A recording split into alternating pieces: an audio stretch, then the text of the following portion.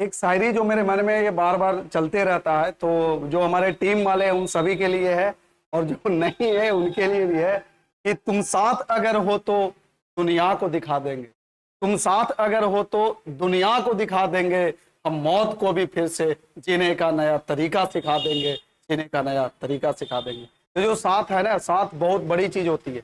जैसे देखो अभी आज का जो टॉपिक है तो मैं लेकर आया हूं, कभी जो बांग्लादेश में देख रहा हूं, बांग्लादेश में क्या है कि बहुत बड़ा, ये बहुत भाई नेशनल लेवल पे कोई राइट नहीं चल रहा है, हिंदू मुस्लिम वाली कोई लड़ाई नहीं चल रही है वहां पे क्या चल रहा है कि राष्ट्र, तो वहां जो राष्ट्र है पूरा राष्ट्र एक जल रहा है, समझ रहे हो, राष्ट्र एक जल रहा है। तो जो टॉपिक है जो आपके सामने लिखा हुआ है कि बांग्लादेश में क्यों हुआ तख्ता पलट।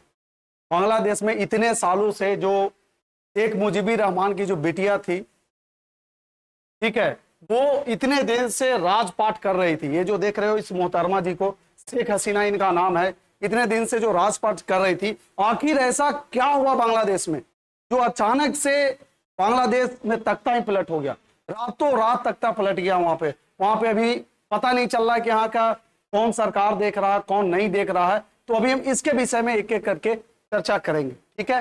तो ये जो आप देख रहे हो कैसे जो यूनिवर्सिटी में है, देखो लोग कहाँ कहाँ चढ़े हुए, देखो एक तरफ जल रहा है पूरा, जो देख रहे हो ये बांग्लादेश से पूरा जल रहा है। देखो जितने भी यूनिवर्सिटी के छात्र जो है सारे रोड पर उतर गए हैं। मतलब सोचो कि जैसे जिस तरीके से जब भारत में आजादी की लड़ाई हुई थी तो सारे लोग कोई कॉलेज छोड़ रहे थे, अपना सारा ऑक्यूपेशन छोड़ रहे थे फिर से लिबरेट करने के लिए, भारत को आजाद करने के लिए, उसी तरीके से देखो आज बांग्लादेश में सारे लोग सड़कों पर आ गए हैं सर।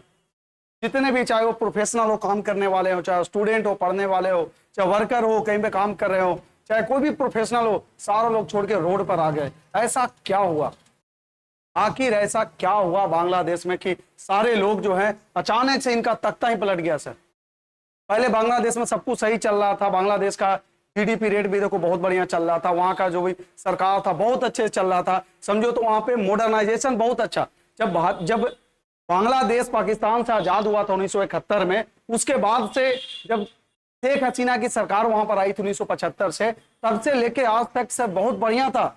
ऐसा आखिर क्या हो गया कि बांग्लादेश में अचानक से ऐसा बवाल हो गया कि भाई तख्ता ही पलट के रख दिया गया। तो चलिए आपका हम ज्यादा टाइम ना लेते हुए हम टॉपिक पे विचार करते हैं। और ये जो आज का टॉपिक आप देख रहे हो, हम किन किन बिंदुओं पर चर्चा करेंगे, तो चर्चा के पक्ष में अगर हम देखेंगे तो आखिर ये चर्चा में क्यों है सर, इसके पीछे क्या खबर है, कौन है शेख हसीना, फिर हम देखेंगे इस घटना के पीछे के कारण, आखिर ऐसा क्या कारण है जो आज बांग्लादेश इतना जल रहा है सर।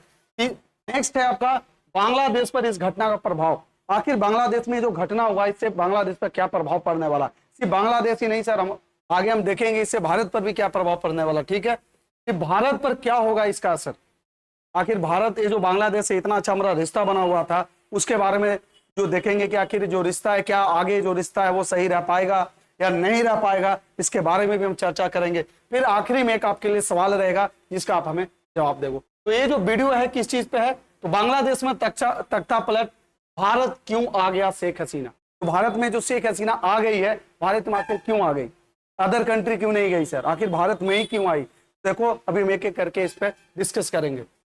चलिए, और जो ये जो वीडियो है ये ऐसे नहीं कि मैम लॉन्च कर ऐसे बना दिए, जो भी बंदे यूपीएससी का तैयारी कर रहे हैं उनके लिए मैं बता दूं कि GS2 इसमें इंटरनेशनल रिलेशन जिसको IR बोलते हैं, और GS3 ठीक है उसमें आंतरिक सुरक्षा, इंटरनल सिक्योरिटी, ये दोनों पेपर के लिए जो है ये हमारा जो वीडियो है बहुत लाभदायक होने वाला है। तो वैसे स्टूडेंट जो कि यूपीएससी का तैयारी कर रहे हैं उनके लिए आपका GS पेपर 2 और GS पेपर 3 के लिए है लाभदायक, और जिनको सिर्फ जानकारी लेना है तो समझो कि आपके लिए बेहद जानकारी होने वाला। तो वीडियो को बिल्कुल भी मिस मत करना, भले आप 2 के स्पीड में देख लेना, 1.75 के स्पीड में देखना, लेकिन पूरा वीडियो को सर जरूर देखना, छोड़ना बिल्कुल नहीं, क्योंकि इसमें बहुत बेहतरीन हम तथ्यों का भी हम अध्ययन करेंगे। चलिए, तो ये जो देख रहे हैं, ये जो आपको फोटो देख के ही लग रहा होगा, ये शेख हसीना, ये रही हमारी शेख हसीना प्रधानमंत्री बांग्लादेश के, इधर हमारे मोदी जी भारत के प्रधानमंत्री। इतना अच्छा जो रिश्ता है सर, देख रहे हो इसी पर है ना, तुम साथ अगर दो तो दुनिया को दिखा देंगे, देख रहे हो इन दोनों के लिए है कि तुम साथ अगर दो तो दुनिया को दिखा देंगे, ठीक है, तो मौत को भी हम फिर से जीने का अंदाज सिखा देंगे, मौत को जीने का अंदाज सिखा देंगे। इस तरह की इन दोनों में दोस्ती थी। ठीक है, ये दोस्ती क्या आगे बरकरार रहेगी? ये जो दोस्ती है, क्या इस दोस्ती में के बीच में दरार तो नहीं आएगा? तो घबराना बिल्कुल नहीं है। अब हम एक एक चीज आगे चल के हम देखेंगे। तो देखो, अभी हम जानेंगे कि कौन है शेख हसीना। ये जो देख रहा है बांग्लादेश में तख्ता पलट, आखिर शेख हसीना कौन है सर? चलिए मैं थोड़ा सा पेन ले लेता हूं। अब जब डिस्कस कर ही रहे हैं तो थोड़ा सा मैं डिस्कस करके बढ़िया से आपको बता दूं कि आखिर ये जो शेख हसीना देख रहे हैं, ये कौन है सर शेख हसीना? तो दुनिया में सबसे लंबे समय तक सेवा करने वाली महिला प्रधानमंत्री है सर। ये पूरे वर्ल्ड में सबसे ज्यादा लॉन्ग टाइम तक ये प्रधानमंत्री रही है। कहां की? बांग्लादेश की। देखो 1996 से 2001 तक, पहला इनका सत्ता कब से कब था? तो 1996 से 2001 तक, और उसके बाद 2009 से अब तक बांग्लादेश की सत्ता में मौजूद है। कब से कब तक? तो 1996 से लेकर 2001 तक पहला। दूसरा आपका 2009 से अभी तक के बांग्लादेश की क्या है सर?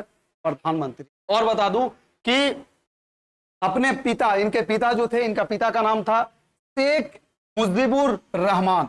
इनके पिताजी का क्या नाम था? शेख मुजीबुर रहमान, और इनके बंग भंग के नाम से भी जाने जाते थे। और यही जो शेख मुजीबुर रहमान देख रहे हैं, यही बांग्लादेश का संस्थापक है। जो शेख मुजीबुर रहमान को जो देख रहे हैं, यही क्या है सर? ये बांग्लादेश के संस्थापक है। बांग्लादेश कब आजाद हुआ? तो देखो 1971 में। याद करो, यही वो 1971 की लड़ाई है जब 90,000 पाकिस्तान का सैनिक इंडिया के सामने सरेंडर किया था।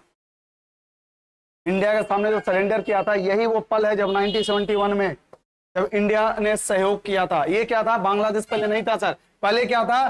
पहले ईस्ट पाकिस्तान था। ये जो आज बांग्लादेश को देख रहे हो, ये पहले क्या था सर? तो ये पहले ईस्ट पाकिस्तान था। इसका लिबरेशन 1971 में हुआ, जिसमें भारत ने इसको क्या किया था सर?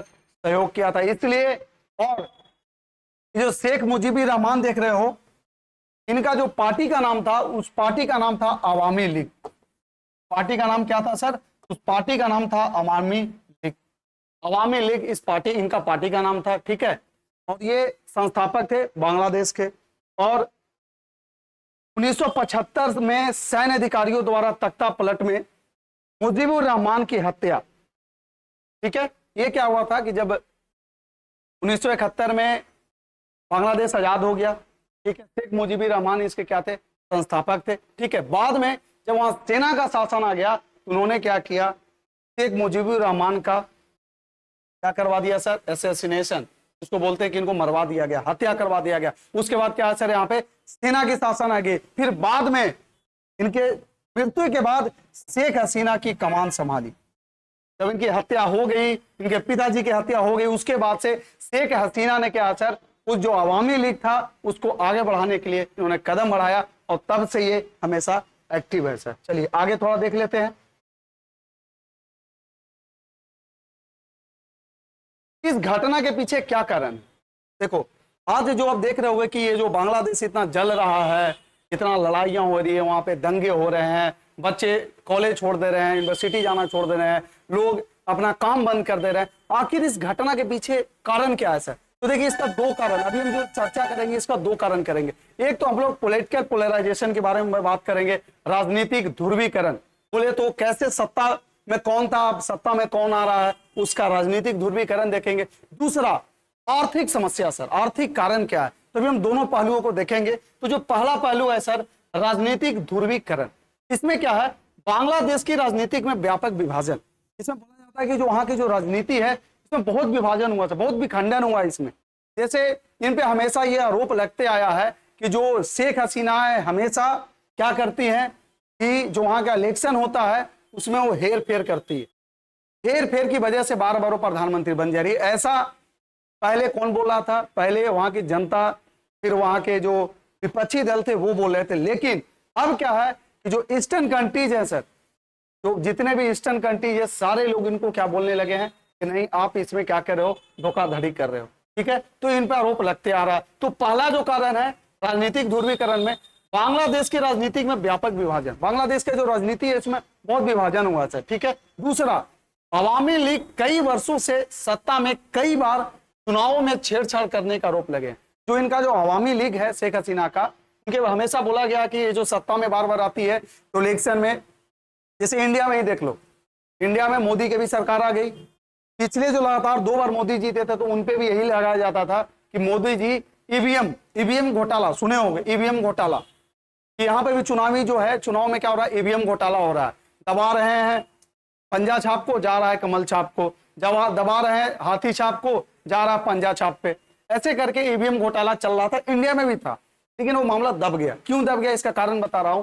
जैसे देखो, तो सपा की सरकार थी कहां पे, यूपी में, वो बार बार बोलती थी कि सर आप ईवीएम घोटाला करते हो, ईवीएम घोटाला। तो भैया अगर ईवीएम घोटाला होता तो फिर इस बार बीजेपी तो 2 बार वहां पे सरकार बनी थी, लेकिन इस बार सबसे ज्यादा सीट कौन लेकर आया वहां पे, सपा लाया है, इंडिया वाला उन्होंने लाया है, इंडिया ब्लॉक जो था पूरा, जिसमें कांग्रेस, जितना सपा, अलग अलग दल जो मिले हुए थे, उसमें सपा की ज्यादा आई। तो अगर ईवीएम घोटाला होता तब तो वहां पे मोदी की कमल छाप आना चाहिए था, लेकिन वहां पे आया क्या, हाथी छाप, वहां पे हाथी छाप बोल रहा हूं, ये साइकिल छाप वहां पे ज्यादा आया, ठीक है। तो ईवीएम घोटाला नहीं था, ठीक है। उसी तरीके से जो है अवामी लीग जो है वहां की, जैसे कैसे बीजेपी इंडिया की है, उसी तरह से वहां पे अवामी लीग है जो बांग्लादेश को, उस पर आरोप लगता आया कि चुनाव में क्या करते हैं सर, हमेशा ये धोखाधड़ी करते हैं।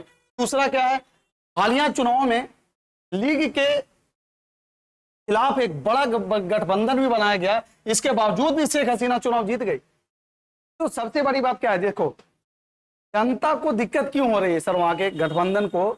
जैसे देखो, ये कल के डेट में भारत में भी हो सकता है, क्योंकि आज मैं आपको पढ़ा रहा हूं, ये दोनों चीज के लिए पढ़ा रहा हूं, जीएस पेपर 2, जीएस पेपर 3 के लिए, दोनों के लिए। ये इंटरनेशनल रिलेशन पहला, दूसरा इंटरनल, ठीक है, इंटरनल रिलेशन है। इसमें क्या है, जैसे इन पर आज थोड़ा देर पहले देखो, कुछ देर पहले 2 ब्लॉक बना हुआ था कि एनडीए की सत्ता बनी हुई थी, एनडीए सरकार, दूसरा इंडिया ब्लॉक, एनडीए। उसमें क्या था, मोदी को हराने के लिए कितने तिकड़म लगाए गए, सोच के देखो, कितने, एक नहीं 1000 तिकड़म लगाया गया, पूरा जनता एक हो गया, पूरा विपक्ष एक हो गया, फिर भी मोदी जी जीत गए।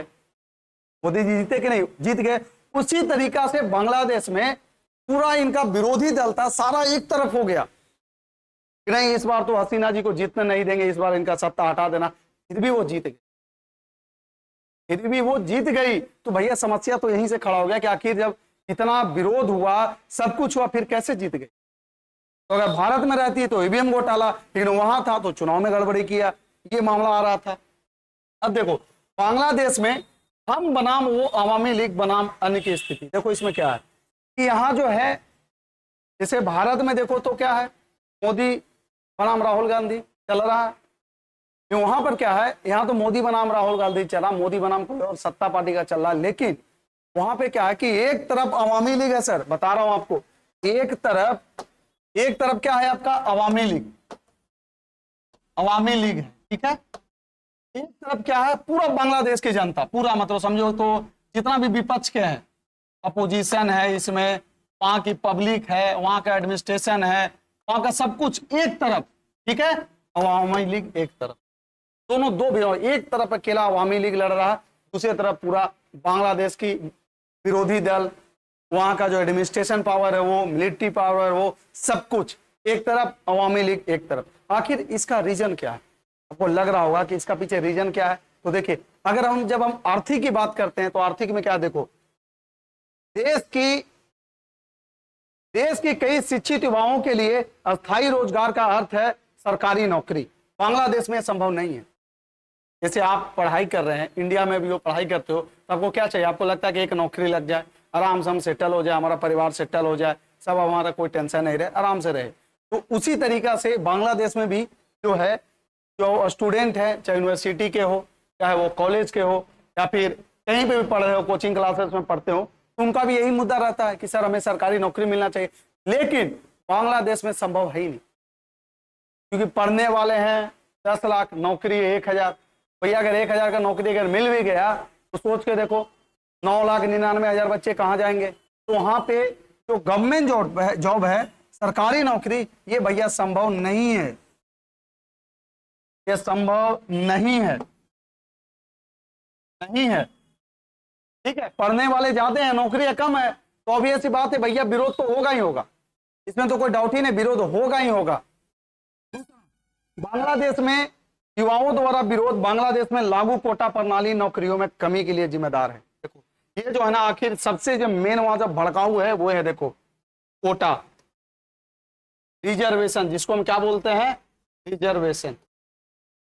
रिजर्वेशन ये क्या है जो आपको बता रहा हूं, रिजर्वेशन का क्या फंडा है। जैसे देखो इसके तहत क्या है, वहां के रिजर्वेशन का पॉलिसी जो आपको बता दे रहा हूं, वहां का पॉलिसी क्या बोलता है, यही बोलता है इसके तहत 1971 के स्वतंत्रता संग्राम के सैनिकों के रिश्तेदारों के लिए 30% तक आरक्षण। कहने का मतलब क्या हुआ कि जैसे भारत आजाद हुआ था, 1947 में भारत आजाद हुआ, तो उसमें क्या था, फ्रीडम फाइटर थे। तो भारत में क्या है कि अगर कोई आप नौकरी के लिए अप्लाई करते हो, स्पेशली डिफेंस या पुलिस से रिलेटेड, उसमें आपको स्वतंत्रता सेनानी के, चाहे वो उनका पोता हो, पर पोता हो, बेटा हो, बेटी हो या उनके रिश्तेदार हो, तो उनको कुछ प्रतिशत रिजर्वेशन दी जाती है। लेकिन बांग्लादेश में क्या है, वहां पे सर 30% रिजर्वेशन। कितना है सर, 30%। अगर वहां पे 100 वैकेंसी निकलेगा तो 30 वैकेंसी है वो किनका रहेगा, वो जो स्वतंत्रता सेनानी के रिश्तेदार है उनको। अब देखो दिक्कत यहां पे भी नहीं है बांग्लादेश में। ठीक है भाई, स्वतंत्रता सेनानी में इन्होंने भाग लिया था, हमारे देश के लिए फ्रीडम फाइट किए थे, इनको दो। लेकिन जब 1971 में बांग्लादेश आजाद हुआ था तो वहां पे क्या था, अवामी लीग था। तो जितना भाई जो फ्रीडम फाइटर में इनका क्या था, तो जो सबसे ज्यादा जो फ्रीडम फाइटर है वो आपका अवामी लीग के, इसके हैं सर, अवामी लीग के हैं। तो जितनी भी नौकरियां वो निकलती है तो 30% कोटा तो अवामी लीग वाले लेके चले जाते हैं। तो वही बोलना विरोधी दल के कि भैया 100 में से 30 तो तुम रख ही ले रहे हो, 100 में से 30% जो सीट है वहां पर रख ले रहे हो, तो बाकी जनता क्या रखेगी। तो ये भी एक तरह से समझो तो भड़काऊ, इनके लिए जो असली जो स्टूडेंट लोग हैं, स्टूडेंट लोग इसी का विरोध कर रहा है कि जब अब एक तो यहाँ पे सरकारी नौकरी नहीं बांग्लादेश में, अगर नौकरियां आ भी रही है तो उन सभी नौकरियों में आप क्या करते हो, 30% दे रहे हो आप किसको, स्वतंत्रता सेनानी के पोते पोती, भाई भगने, सबको रिश्तेदारों को। वो जो 30% है उसमें से सबसे ज्यादा अवामी लीग वाले ही हैं, और जो शेख हसीना है वो भी अवामी लीग के ही प्रधानमंत्री है, वो भी जो शेख हसीना वो भी अवामी लीग के ही प्रधानमंत्री है। तो भैया लोग तो विरोध करेगा ही करेगा कि सत्ता में आप हो, ठीक है, और जितने यहाँ पे जो नौकरी में भी जा रहे हैं वो भी आप ही के लोग हैं, और वो भी जो जा रहे हैं नौकरी में अवामी लीग के रिश्तेदार हैं, तो कुछ भी गड़बड़ी करेंगे तो अवामी लीग वाला उनको बोलेगा नहीं। भैया ये तो विरोध होना ही होना था, ये आज हो, कल हो, परसों हो, ये होना ही था। तो देखो हो भी रहा है। तो अब समझ में आ गया कि क्या था पहला राजनीतिक कारण की अगर मैं बात करूं तो पहला कारण यही था कि वहां पे लोग का ये कहना था कि वहां पे जो चुनाव है उसमें गड़बड़ी चल रही है। पहला चीज का, चलिए चुनाव में सर गड़बड़ी चल रही है, ठीक है, इसलिए क्योंकि जब इतना लोग पूरा विरोध में था तब भी कैसे जीत गई शेख हसीना, पहला सवाल। दूसरा आर्थिक है कि अगर मैं बात करूं तो वहां पे सरकारी नौकरी का बहुत दिक्कत है, और पढ़ने वाले की संख्या ज्यादा है, नौकरियां कम है, और जो नौकरियां कम होने के बाद भी बता रहा हूं आपको उसमें भी 30% आरक्षण है, उसमें भी 30% आरक्षण है। तो सोचो तो कैसे काम चलेगा। ठीक है, चलिए अब अगला पहलू थोड़ा देख लेते हैं। यहां तक हम सोच रहे हैं कि अब मान लिया कि आपको क्लियर हो गया है, ठीक है। चलिए अब अगला देखते हैं। अब देखो आरोप इन पे क्या लगा है, आरोप की अगर मैं बात करूं तो इन पे क्या आरोप लगा, तो देखो आरोप क्या है, इस आरक्षण की नीति की वजह से केवल सत्ताधारी दल के समर्थकों को फायदा हो रहा है। ये जो देख रहे हो लाइन, जो आप लाइन देख रहे हो,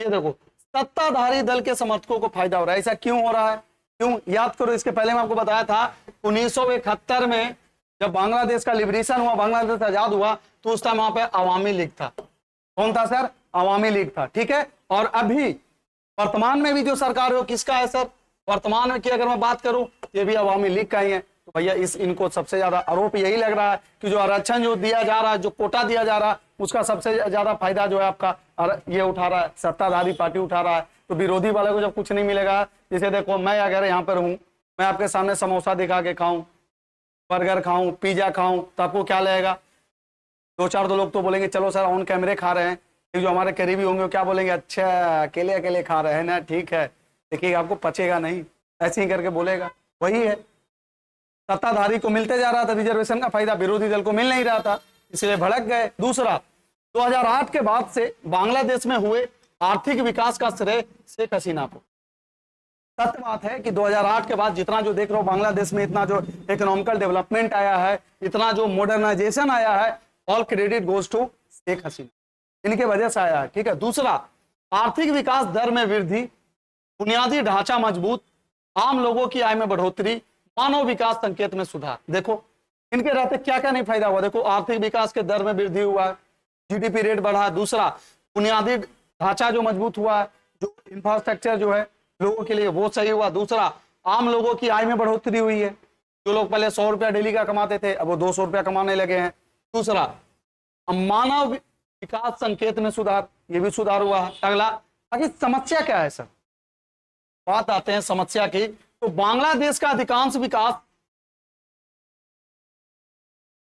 जैसे क्षेत्रों में विश्वविद्यालय छात्रों के लिए एक बड़ा रोजगार नहीं है। देखो आखिर समस्या क्या है कि बांग्लादेश का अधिकांश विकास जो है,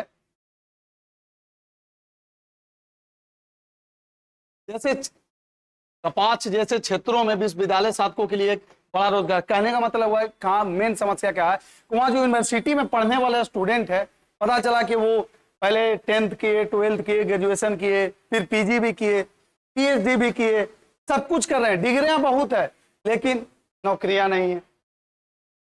डिग्रियां बहुत है इनके पास लेकिन नौकरियां नहीं है, ये भी एक समस्या है। दूसरा देखो, समस्या केवल विद्यार्थियों और युवाओं को नहीं बल्कि समान नागरिक की भी समस्या है। सिर्फ आपका जो सोच रहे हो कि केवल विद्यार्थी के लिए ही नहीं है सर, या केवल युवाओं का नहीं है, आम लोगों का भी है सर, समान नागरिक की भी समस्या है। तो क्यों, तो देखो मुद्रास्फीति तकरीबन 9.9, जो देख रहे हो ये 9.9 है। ठीक है, 9.9% पर चला गया है। बुनियादी सुविधाएं प्राप्त करने भी मुश्किल हो गए। कहने का हुआ वहां को जो महंगाई का दर है सर, वो आपका 9.9% चला गया है। महंगाई का जो वहां पे दर है वो 9.9% चला गया है सर, समझ रहे हो। तो उससे कि जब महंगाई बढ़ेगी तो अगर मान के चलो आलू अगर 20 रुपए केजी हो गया है तो मोदी को भी 20 में ही मिलेगा, आईएएस को भी 20 में ही मिलेगा, रिक्शा खींचने वाला को भी 20 में मिलेगा। ठीक है, अगर प्याज अगर 200 रुपए केजी हो गया है तो रिक्शा वाला कोई 20 में ही 200 में ही मिलेगा, मोदी जी को भी 200 में ही मिलेगा, पीएम को भी 200 में मिलेगा। तो भैया मोदी जी तो ले लेंगे, पीएम साहब ले लेंगे, आईएएस आईपीएस ले लेंगे, नहीं क्या आम जनता 200 रुपए केजी प्याज लेगी? नहीं लेगी सर। जब आम जनता को अगर नहीं मिलेगी तो आम जनता भड़केगी। अगर गैस सिलेंडर है 1000 रुपये तक तो ठीक था, जैसे इसका 2000 कर दिया, देखो पब्लिक वहां आ गई रोक। बिल्कुल भाई आएगी ही आएगी, बिल्कुल आएगी ही आएगी। क्यों, तो वही है कि सिर्फ जो बांग्लादेश में विद्यार्थी लोग आरक्षण से परेशान थे, युवा लोग को नौकरी नहीं मिल रही थी, तो ये दोनों तो थे ही परेशान, लेकिन आम जनता भी परेशान हो गई है। क्यों, क्योंकि वहां महंगाई दर बहुत बढ़ गया है, 9.9% महंगाई दर वहां बढ़ गया, इसलिए आम जनता भी वहां की परेशान है। और देखते हैं राजनीतिक और आर्थिक मोर्चों पर नागरिकों को सरकार में विश्वास नहीं। अगर मैं बात करूं राजनीतिक और आर्थिक तौर पे तो आम जनता का भरोसा ही नहीं है। क्यों, देखो आपको शुरुआत करो, स्टार्टिंग में मैं आपको बताया था कि पॉलिटिकल पोलराइजेशन जब बताया था शुरुआत में, राजनीतिक ध्रुवीकरण, उसमें क्या था कि लोग यही बोल रहे हैं कि जो शेख हसीना है वो जो जीत जा रही है वो चुनाव में गड़बड़ी करके जीत रही है, तो भैया राजनीतिक कारण भी आ रहा है। दूसरा आर्थिक कारण, यहाँ पे महंगाई दर बढ़ गया है, तो प्लस एक तो वहां नौकरी नहीं है, तो ऐसी बेरोजगारी है, ऊपर से वहां का महंगाई दर बढ़ा दे रहे हो भैया। जब मुद्रास्फीति जो है, मुद्रास्फीति तकरीबन 9.9 पार कर गया तो समझ लो कि कितना दिक्कत होने वाला, तो आम जनता भी भड़क गए हैं। ये सब सारा समस्या का जड़ है। अब देखो हालिया आंदोलन ने इस अविश्वास को कम करने के लिए महत्वपूर्ण भूमिका अदा की। रजाकार शब्द गोली चलाने वाले पर यहाँ पे देखो एक शब्द आया है रजाकार। हालिया में अभी जो आंदोलन हो रहा था तो देखो भड़का कहां से सर, आपको लग रहा हो जैसे अगर कहीं आग लगता है तो आग लगने के पहले एक चिंगारी आता है, तो क्या था कि इसमें एक शब्द आया है रजाकार। रजाकार शब्द का उपयोग किसके लिए किया जाता है? रजाकार शब्द का मतलब होता है देशद्रोही। तो अभी और उनपे देखो अभी क्या हुआ था, अभी गोली चलाने का आदेश, देखो क्या हुआ था। शेख हसीना एक पब्लिक मीटिंग में, प्रेस कॉन्फ्रेंस में जो बोली थी कि यहाँ के जो रजाकार हैं मतलब कि जो देशद्रोही का काम कर रहे हैं, देश को तोड़ने का काम कर रहे हैं, उन पे गोली चला दिया जाए। तो इन्होंने गोली चलाने का आदेश दे दिया। इससे क्या हुआ कि बांग्लादेश में जो आक्रोश जहां पे 50% हो रहा था, विरोध 50% हो रहा था, वही अब 100%।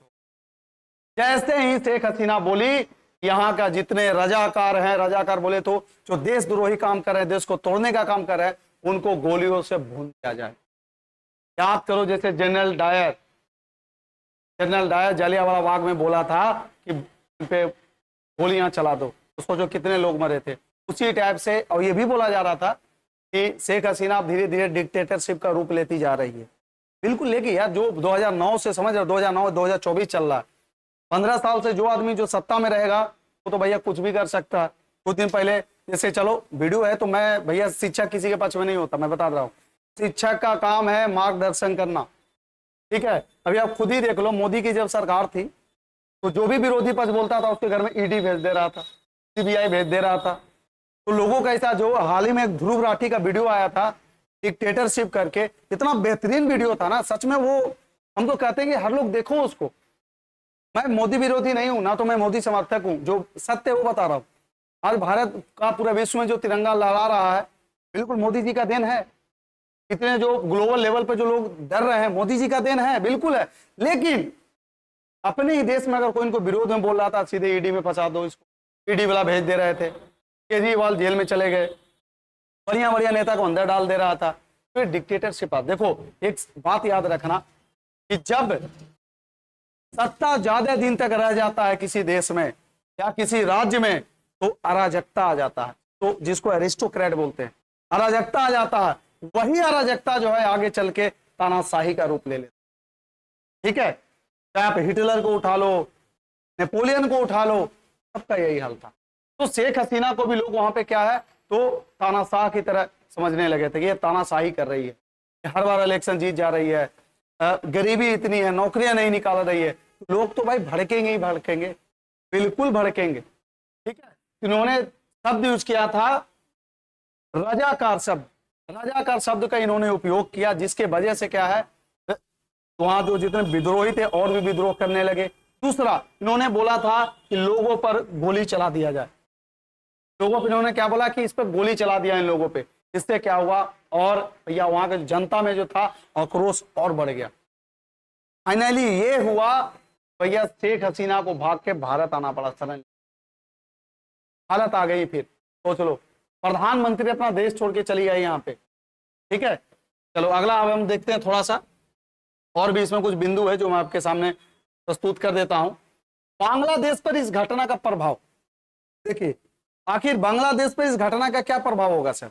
जो देख रहे हैं बांग्लादेश पर, ये जो यहाँ पे इतना हिंसा हुआ है, आखिर इसका प्रभाव क्या रहेगा। तो देखिए, जानकर जो जानकार लोग हैं वो बताते हैं कि इस घटना की वजह से बांग्लादेश में इस्लामी चरमपंथी की पुनः शुरुआत होगी। देखो, कहते हैं ना कि अगर कहीं पे आग जल रहा होता है तो लोग उसमें रोटी सेक लेते हैं, बहती गंगा में हाथ धो लेते हैं। तो ये जो इतना दंगा फसाद हो रहा है ना, देखो एक चीज और इनके बारे में बता दूं कि शेख हसीना एक ऐसी महिला प्रधानमंत्री जो कि धर्मनिरपेक्ष पे काम करती है। बीइंग इस्लाम होके वो कट्टरपंथी पे नहीं भरोसा करती है, वो धर्मनिरपेक्ष सभी धर्मों को इज्जत करती है सर। और उनको कट्टरपंथी और आतंकवादी विरोधी भी बोला जाता है। ये कट्टरपंथी नहीं है और ये आतंकवादी विरोधी है, ठीक है। तो जानकार लोग को यही बताते हैं कि इस घटना की वजह से बांग्लादेश में इस्लामी चरमपंथ की पुनः शुरुआत हो जाएगी, क्योंकि यहाँ पे सबसे ज्यादा जो है सर आपका कौन सा है सर, इस्लाम लोग हैं यहाँ पे। तो फिर यहाँ पे इस्लाम लोग अगर यहाँ पे ज्यादा अगर करेंगे काम, तो फिर दिक्कत क्या होगा कि फिर से यहाँ पे आतंकवादी माहौल बन जाएगा सर। क्या हो जाएगा, एक सेकेंड आता हूं, आतंकवादी माहौल बन जाएगा, ठीक है। चलिए, थोड़ा सा होता है, टेंशन नहीं लेना है, टेक्निकल चीजें हैं, आ जाती है, ठीक है। शेख हसीना ने बांग्ला राष्ट्रवाद के, देखो जो मैं आपको बता, अरे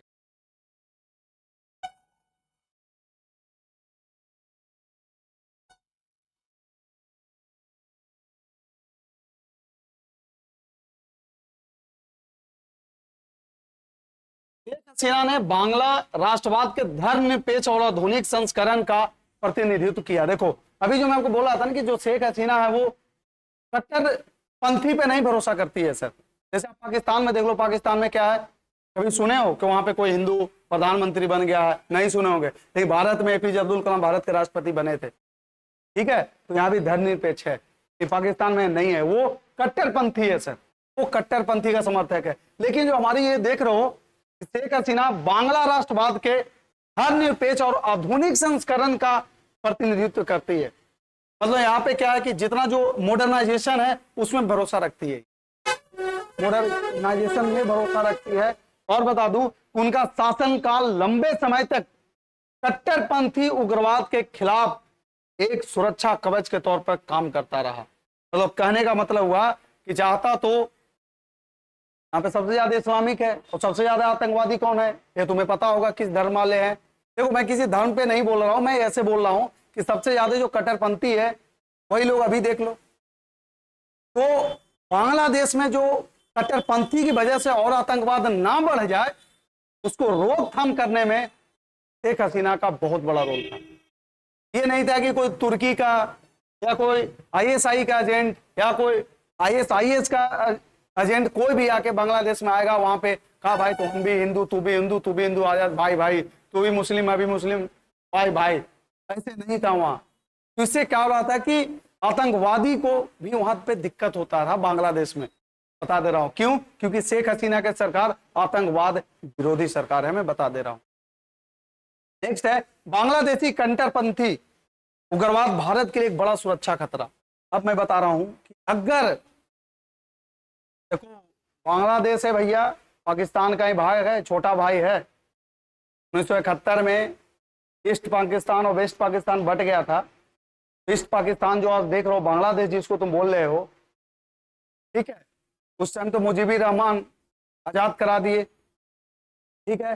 अगर इस कट्टरपंथी की वजह से वहां पे पाकिस्तान वालों ने, चाइना वालों ने, अगर वहां सत्ता बदल जाती है, बांग्लादेश में शेख हसीना की सरकार हट जाती है, तो वहां पे फिर से पहला तो कट्टरपंथी बढ़ जाएगा, दूसरा उग्रवाद बढ़ जाएगा। तो उग्रवाद वहां पे बढ़ेगा तो जितने पाकिस्तान से टेररिस्ट हैं आधा उधर शेल्टर ले लेंगे, चाइना वाले कुछ टेररिस्ट भेज देगा, कुछ अलग अलग कंट्री वाले भेज देंगे। क्यों?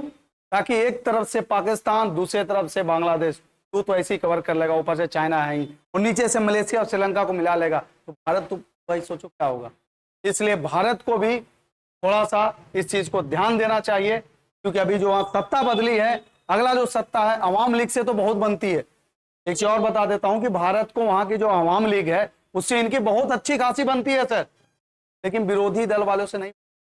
अगर विरोधी पक्ष वाले आ गए सत्ता में, तब सोचो भारत का क्या रिश्ता रहेगा बांग्लादेश से।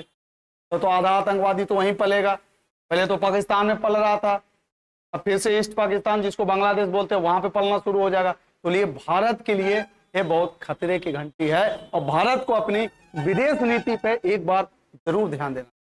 ठीक है, चलिए अगला देखते हैं, भारत पर क्या होगा असर। सर आखिर हम देख लेते हैं सर कि इसका भारत पे क्या असर होगा। ठीक है, ठीक है, इसका आखिर भारत पर क्या असर होगा।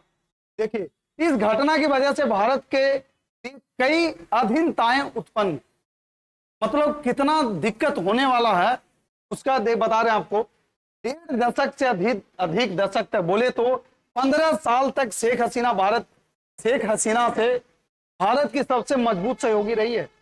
करीब बात करें तो 1 से 1.5 दशक, मतलब 10 से 15 साल के बीच में देखे तो जो शेख हसीना है वो भारत की बहुत बड़ी सपोर्टर है सर। जो शेख हसीना का है, भारत की बहुत बड़ी सपोर्टर रही है सर। ठीक है, इस दौरान संबंध नई ऊंचाइयों पर गई है। भारत बांग्लादेश में इतना बढ़िया दोनों में रिलेशन बना हुआ था कि ये दोनों मिलकर बहुत ऊंचाई पे जा रहे हैं सर। हम उनको सहयोग कर रहे हैं, वो हमें सहयोग कर रहे हैं। तो शेख हसीना की जब वहां सरकार थी तो भारत को बहुत फायदा है। ठीक है, लेकिन अब देखते हैं सीमा क्या क्या फायदा था, मैं ये भी बता देता हूं आपको इनके सरकार रहने से। देखो, सीमा पार, चाहे सीमा पार व्यापार हो, चाहे पारागमन व्यवस्था हो, चाहे सुरक्षा सहयोग हो, या पीपल टू पीपल संबंधों में प्रगति के साथ द्विपक्षीय संबंध मजबूत हुए। मतलब बांग्लादेश से चाहे वो बॉर्डर पर इंपोर्ट हो रहा, एक्सपोर्ट हो रहा, उसमें भी फायदा हो रहा था। ठीक है, दूसरा वहां जो देखते हो अभी जो म्यांमार बॉर्डर हो गया, बांग्लादेश बॉर्डर हो गया, वहां पे स्मगलिंग होता है, वहां पे स्मगलिंग होता है, जैसे जानवरों का स्मगलिंग होता है, चरस, गांजा, अफीम, ड्रग्स से सबका स्मगलिंग होता है, तो उसको भी रोकथाम करने में भी सहयोग होता था। ठीक है, पीपल टू पीपल, लोग टू लोग सहयोग बहुत अच्छा था। ठीक है, हालांकि शेख हसीना के निष्कासन के साथ ये संबंध कमजोर हो सकते हैं। अगर शेख हसीना की सरकार गिर जाती है, अगर बांग्लादेश में शेख हसीना की सरकार अगर गिर जाएगी, तो भाई ये जो मजबूती है भारत और बांग्लादेश के बीच में, ये कमजोर पड़ सकता है। क्यों? क्योंकि वहां पे विरोधी दल वाले भी सत्ता में आ जाएंगे। ठीक है, और बांग्लादेश में भारत विरोध भावनाएं पैदा, जैसे ही बांग्लादेश में इनकी सरकार, और बता दे रहा हूं, बांग्लादेश में जो है भारत को विरोध करता है। जितने जो बांग्लादेश और शेख हसीना की जो सरकार अवामी लीग है उसको अगर छोड़ दिया जाए, तो बांग्लादेशी विरोध करते हैं सर, भारत वालों से नफरत करते हैं, विरोध करते हैं। तुम्हें क्या लग रहा है, पाकिस्तान आजाद हुआ 1947 में, भारत भी आजाद हुआ 1947 में, लेकिन बांग्लादेश कब आजाद हुआ? 1971 में। समझ रहे हो, 1971 में आजाद हुआ, 34 साल बाद आजाद हुआ था वो। तो 34 साल तक तो भाई पाकिस्तान ही राज किया ना बांग्लादेश पे। तो जब पाकिस्तान को हमसे इतनी नफरत है, तब क्या लगता है बांग्लादेश हमसे प्यार करेगा? अगर आपका छोटा भैया है, अगर विरोध कर रहे हैं, किसी को कोई उनको नहीं पसंद है, तो क्या आप उनके छोटे भाई हो, तो क्या आप उनको पसंद करोगे? नहीं करोगे सर। तो उसी टाइप से है। क्यों? क्योंकि जो जितना विरोधी दल है सारा कट्टरपंथी वाला है सर, और कट्टरपंथी जो रहेगा वो भारत का विरोध करेगा ही करेगा, बिल्कुल विरोध करेगा सर। तो इसलिए भारत के लिए बहुत ये खतरों का निशानी है, मैं बता रहा हूं आपको अभी से। भारत शेख हसीना के मजबूत संबंधों की वजह से विरोध प्रदर्शनों के दौरान भारत के खिलाफ आवाज भी मजबूत। देखो, जैसे अभी शेख हसीना कहां गई है? भारत आ गई है। कहां गई है? भारत आ गई है। तो जब वो भारत आई है, तो वहां पे भारत के विरोधी नारे भी लगाए जा रहे हैं। बांग्लादेश में भारत के खिलाफ विरोधी नारे भी लगाए जा रहे हैं, बता रहा हूं आपको। ये नहीं कि वहां के लोग भी इसको बहुत विरोध कर, भारत के सरकार को विरोध कर रहे हैं, भाई तुम इसको क्यों साथ दे रहे हो। इस वजह से मैं बता दूं कि अभी शेख हसीना कुछ ही दिनों में ब्रिटेन जाने वाली है। ठीक है, वो ब्रिटेन जाएगी वो। ठीक है, इंडिया से वो ब्रिटेन अब जाने वाली है। ठीक है, अगला है, शेख हसीना के साथ मजबूत संबंधों की वजह से बांग्लादेशी विपक्ष के साथ भारत के संबंध ठीक नहीं है, और अब विपक्ष सत्ता में है। समस्या यही है सर, देखो, संबंध नहीं, अब विपक्ष सत्ता में है। ठीक है, बांग्लादेश जो इंडिया का विपक्ष वालों के साथ कोई अच्छा संबंध नहीं है। ठीक है, अच्छा संबंध तो है नहीं। अब विपक्ष है जो किस में आ रहा है? सत्ता में आ रहा है। जब विपक्ष सत्ता में आएगा तो भैया भारत को तो दिक्कत होगा ही होगा। ठीक है, अब देखते हैं, इससे कट्टरपंथी उग्रवाद और मजबूत बांग्लादेश पाकिस्तान के संबंधों में मजबूती, इससे क्या होने वाला है देखो। अब जैसे ही शेख हसीना की सरकार हटेगी, तो भैया कट्टरपंथी सरकार आएगी। कट्टरपंथी किसको बोलते हैं? तो हम सिर्फ राम को मानते हैं, हम सिर्फ अल्लाह को मानते हैं, हम सिर्फ जीसस क्रिस्ट को मानते हैं, हम सिर्फ गुरु गोविंद सिंह को मानते हैं, हम तो ईश्वर को मानते ही नहीं है। दीज आर कॉल्ड कट्टरपंथी।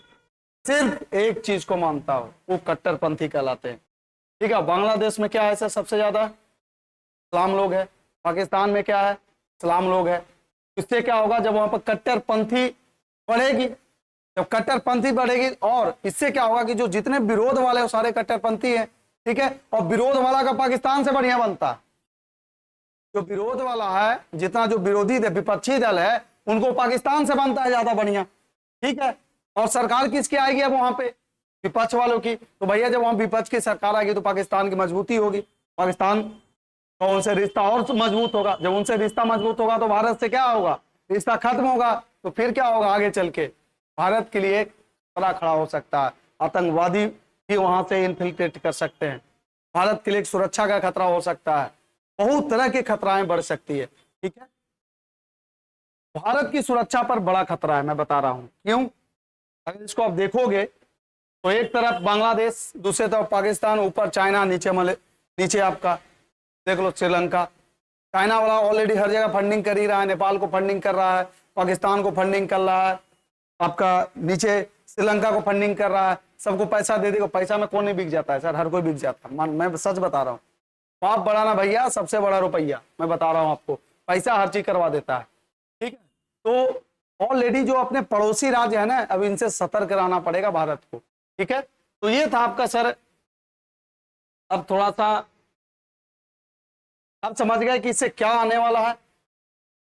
अब आप समझ गए कि भारत बांग्लादेश का रिश्ता ऑलरेडी अब जो पहले ठीक था वो ठीक नहीं है, क्योंकि शेख हसीना की सरकार वहां पे जाने वाली है। इसलिए वहां पे इतना विरोध प्रदर्शन हुआ कि फाइनली लास्ट में, अगर मैं पूरा ओवरऑल वीडियो को एक रिमाइंड करवा दूं, तो बांग्लादेश में 3 कारणों से बहुत विरोध हो रहा है। पहला राजनीतिक कारण, दूसरा आर्थिक कारण, तीसरा कट्टरपंथी धार्मिक कारण। 3 चीज से बहुत वहां पे विरोध हो रहा है।